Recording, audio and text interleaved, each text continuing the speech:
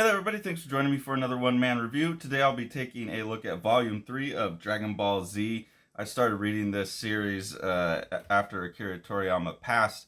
Out of tribute to him, the Rest in Peace video that Brandon and Sean and I did, their knowledge about Akira Toriyama's career kind of made me excited to go read something that I've never read before. I had Dragon Ball Z hanging around because we bought these for Jack to read, but I always had like preconceived biases against Dragon Ball Z. But I decided I should give it a try and see what it's about. I know a lot of people have told me I should be reading Dragon Ball instead or some of Akira Toriyama's other work, but this is the one I've got, so this is what I'm diving into. I've enjoyed the first two volumes more than I thought I would, so we're continuing on, and we'll be checking out Volume 3, and then I'll try and get at least one of them a week until I'm done. In this volume, we're picking up where the kind of fight started with the two new Saiyan warriors that have showed up after a year of everybody training to battle them away.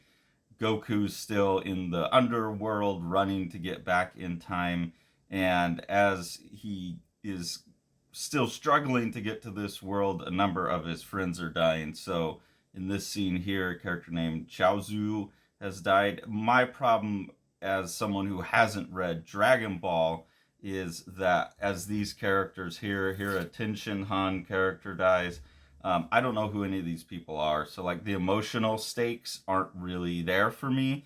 I know, like I said, a lot of people say, well, Dragon Ball would be more enjoyable for you. And obviously, I know this is a continuation of the story, but I have plenty of students and Jack himself, my stepson, a lot of the kids that don't really like Dragon Ball. They just like Dragon Ball Z, and they don't seem to have needed that information to enjoy this book.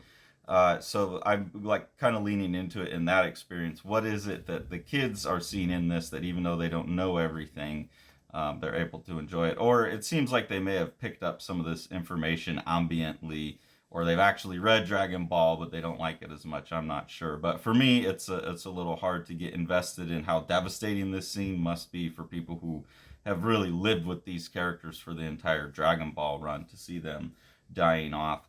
That's something that's a little bit of a barrier, but I do appreciate it as like a storytelling mechanism. It seems like a lot of what's going on in these first couple volumes of Dragon Ball Z is resetting the story with a new premise. I could be wrong, but that's my impression, is that we're moving on to this new premise where we're dealing with the Saiyans coming to Earth, and it seems to be taking a more galactic scope.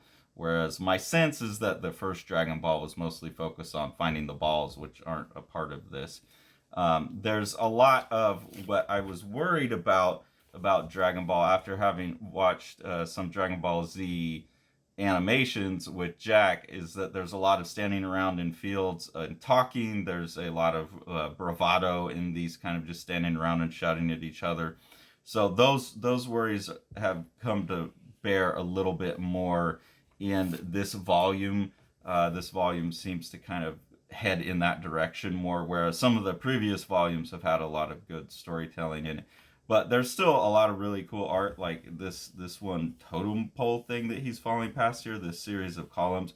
There's lots of nice little details like that throughout that are keeping me going. I still think that, looking at other Akira Toriyama work and the images in here where he's not drawing the action stuff, I feel like he's a better cartoonist with like rubbery figures than he is with the kind of buff action figures. So that's a little bit strange to me that this is where he wound up. Another thing here is a character gives Goku two Senzu beans, which again, something that I feel like I just don't know what they are because I haven't read Dragon Ball. Mostly reading this makes me want to go back and read Dragon Ball itself, but like I said, I'm going to get through this first. Here we have the character Piccolo dies, and again, that's like I've gotten to know that character a little bit more. It's obvious that he was the bad guy in Dragon Ball, or one of the main nemesis in Dragon Ball, but he's kind of switched to the other side now, and it was training Goku's son Gohan. So, there's that emotional stakes, which I get a little bit more in this. We get some of what I think is the coolest part about Dragon Ball Z is when Akira Toriyama is drawing like energy effects. I think because his action figure guys, his muscle figures aren't the best. They're not terrible, but they're not the best. They're not the most dynamic. He really makes up for that in a lot of the effects that he draws. That's where the like excitement comes from. I think when I think about kids getting excited with this, like, oh, it's so cool.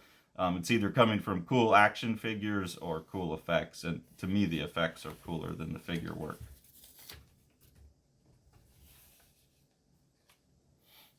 I've been noting how the stakes keep raising throughout the first couple of volumes. There's a lot of things where it's like a lot of the Deus Ex Machinas are being taken away. So here, even though Goku's back and they've used the Dragon Balls to bring him back from the dead, now that Piccolo's died, they're saying they can't use the Dragon Balls anymore.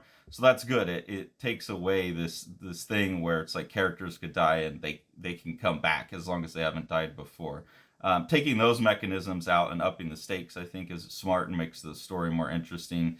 If you've had readers that are pretty used to the idea of resurrection, then the story can just seem like it seems more like an American comic where it's just kind of going on forever. Yeah, yeah, yeah, they're gonna come back somehow. So I don't know if he finds ways to bring these characters back or not. I hope not. I like the idea that you have a world where the stakes are for real.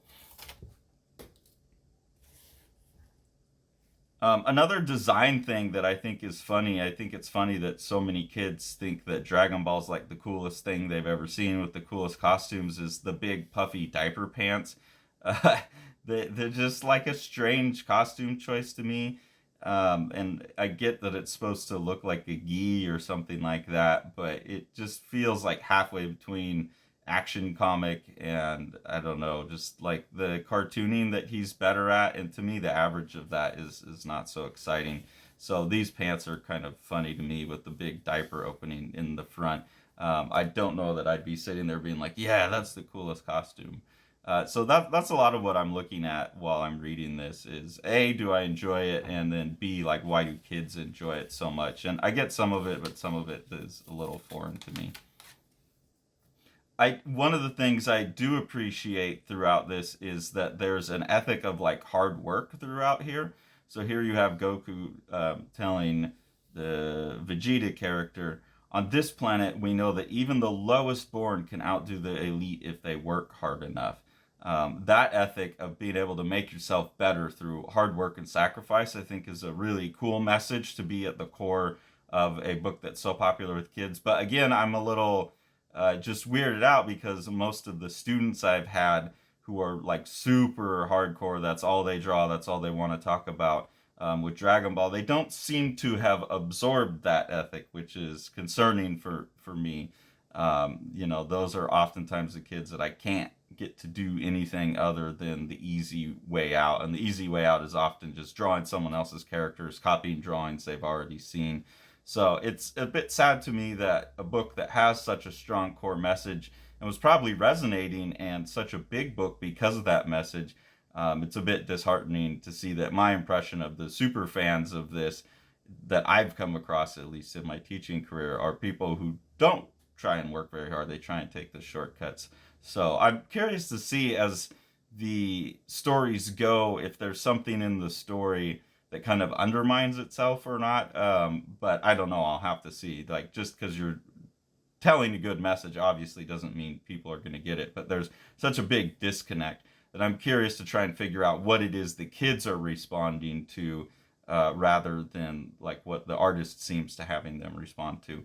So volume 3 was kind of just a big fight scene. There wasn't too much for me to respond to because all of what seem to be the big moments in here are moments where characters are dying that I don't have much of a relationship to. So this one, I don't know, I didn't enjoy it quite as much as the other two, but I'm enjoying like this constant increase of stakes, and I look forward to seeing that in the further volumes.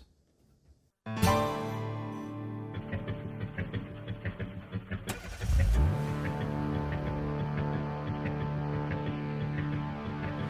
with me into the trees.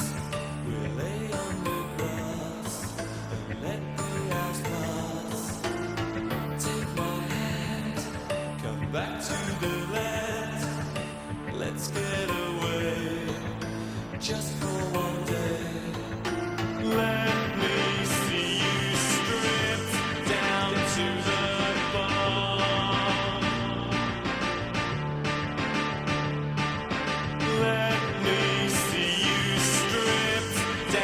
to the